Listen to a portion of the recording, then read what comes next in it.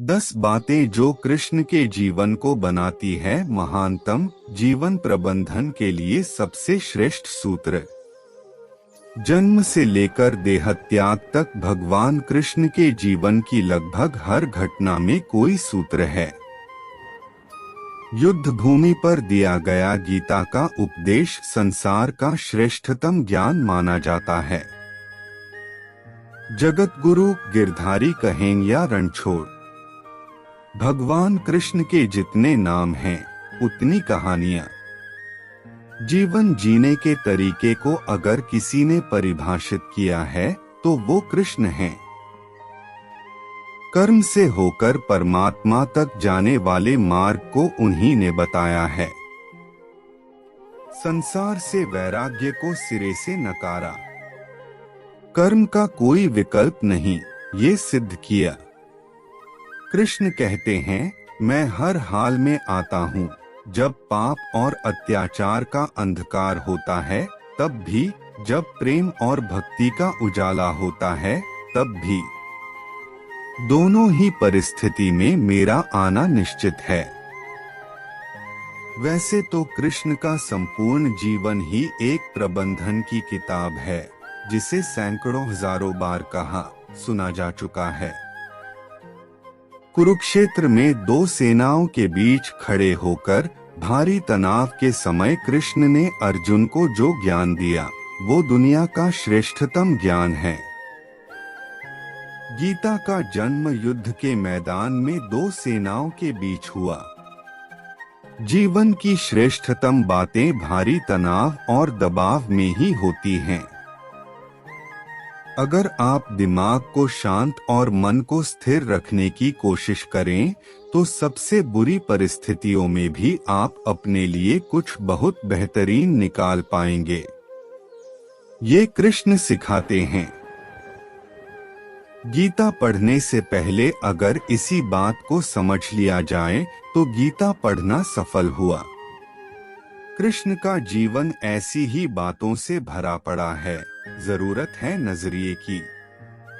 उनका जीवन आपके लिए माइथोलॉजी का एक हिस्सा मात्र भी हो सकता है और आपका पूरा जीवन बदल कर रख देने वाला ज्ञान भी। आवश्यकता हमारी है, हम उनके जीवन से लेना क्या चाहते हैं। कृष्ण मात्र कथाओं में पढ़ा या सुना जाने वाला पात्र नहीं है, वो चरित्र और व्यवहार में उतारे जाने वाले देवता हैं।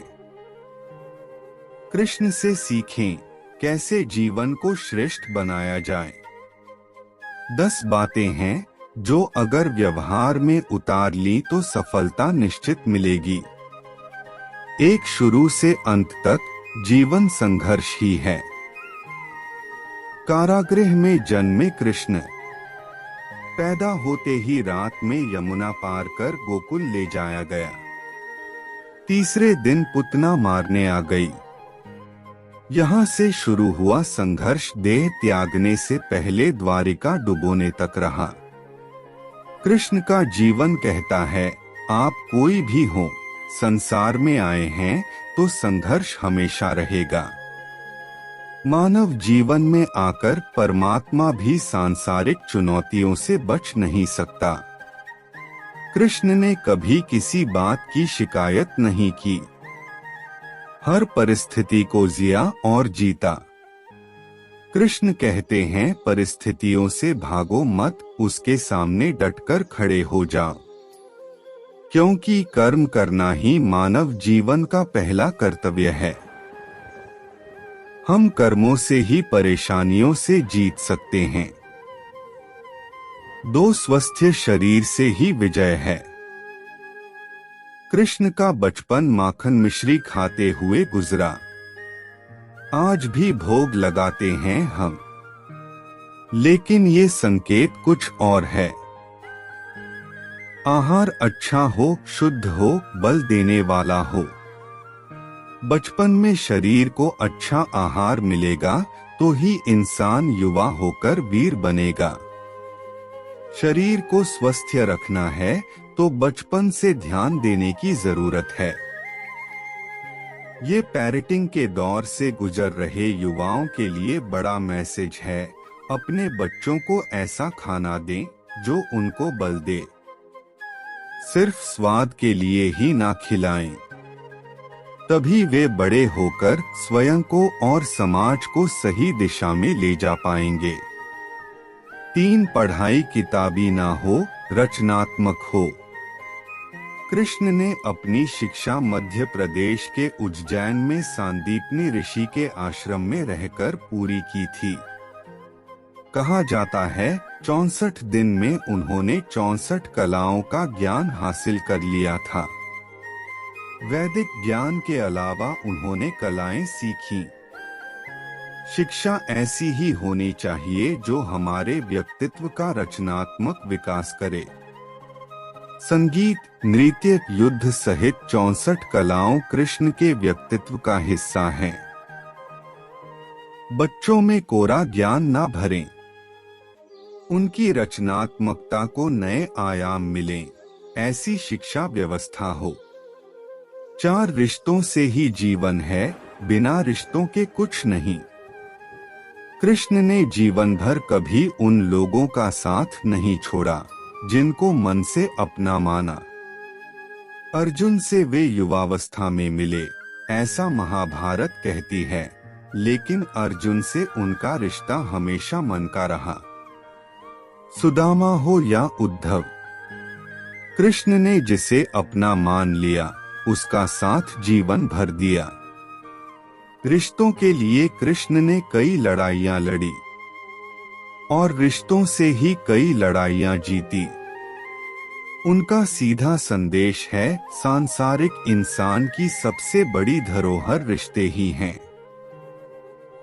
अगर किसी के पास रिश्तों का धाती नहीं है तो वो इंसान संसार के लिए गैर जरूरी है। इसलिए अपने रिश्तों को दिल से जिएं, दिमाग से नहीं। 5 नारी का सम्मान समाज के लिए जरूरी। राक्षस नरकासुर का आतंक था। करीब 16,100 महिलाओं को उसने अपने महल में कैद किया था। महिलाओं से बलात्कार में उसे सुख मिलता था। कृष्ण ने उसे मारा, सभी महिलाओं को मुक्त कराया। लेकिन सामाजिक कुरीतियां तब भी थीं।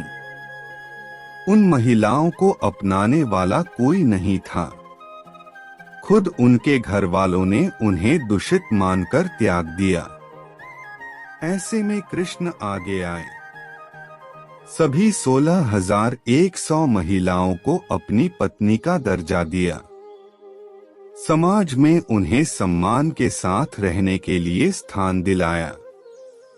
कृष्ण ने हमेशा नारी को शक्ति बताया, उसके सम्मान के लिए तत्पर रहे। पूरी महाभारत नारी के सम्मान के लिए ही लड़ी गई। सो आप कृष्ण भक्त हैं तो अपने आसपास की महिलाओं का पूरा सम्मान करें। कृष्ण की कृपा पाने का ये सरलतम मार्ग है। 6 आपके मतभेद अगली पीढ़ी के लिए बाधा ना बने।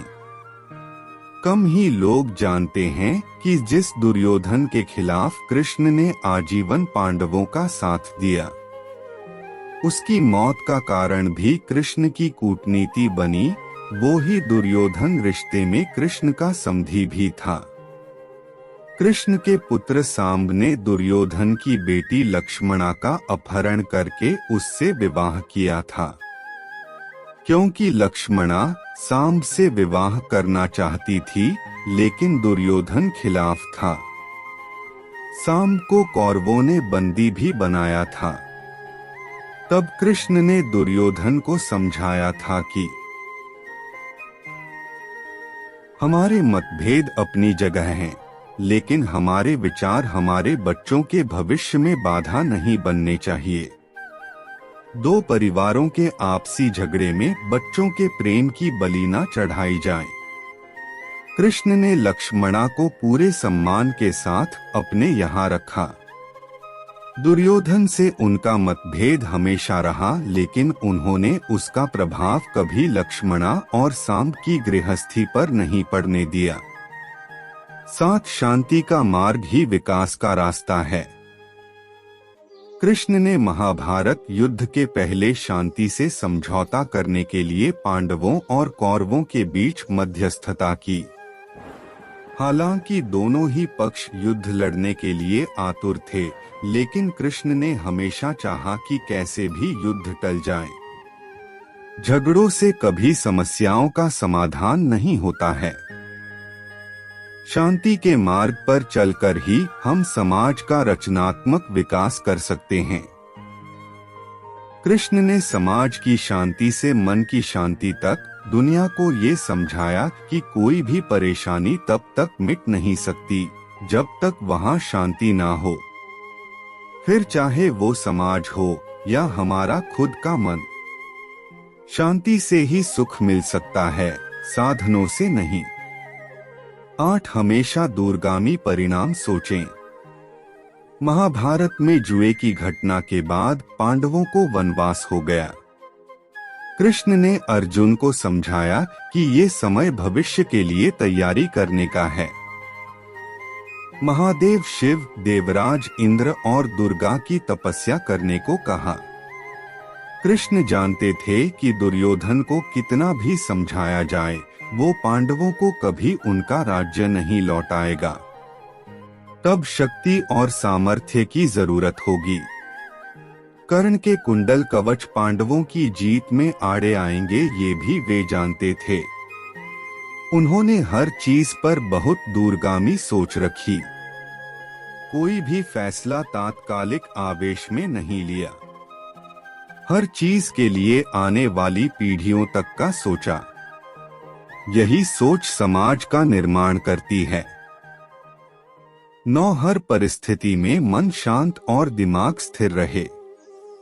पांडवों के राजसूय यज्ञ में शिशुपाल कृष्ण को अपशब्द कहता रहा। छोटा भाई था लेकिन मर्यादाएं तोड़ दी। पूरी सभा चकित थी, कुछ क्रोधित भी थे, लेकिन कृष्ण शांत थे, मुस्कुरा रहे थे। शांति दूत बनकर गए तो दुर्योधन ने अपमान किया। कृष्ण शांत रहे। अगर हमारा दिमाग स्थिर है, मन शांत है, तभी हम कोई सही निर्णय ले पाएंगे। आवेश में हमेशा हादसे होते हैं, ये कृष्ण सिखाते हैं। विपरीत परिस्थितियों में भी कभी विचलित नहीं होने का गुण कृष्ण से बेहतर कोई नहीं जानता।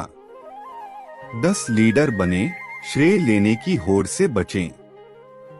कृष्ण ने दुनिया भर के राजाओं को जीता था। जहां ऐसे राजाओं का राज था जो भ्रष्ट थे, जैसे जरासंध, लेकिन कभी किसी राजा का सिंहासन नहीं छीना। कृष्ण के पूरे जीवन में कभी ऐसा नहीं हुआ कि उन्होंने किसी राजा को मारकर उसका शासन खुद लिया हो। जरासंध को मारकर उसके बेटे को राजा बनाया, जो चरित्र का अच्छा था।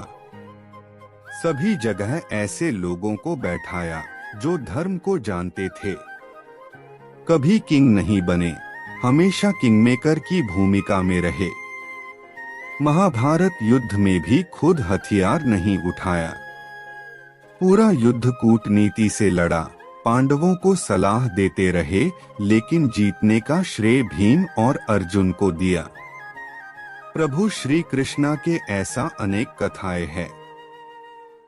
हम आपके लिए और भी सुंदर धर्म से जुड़ा कथाएं लाएंगे।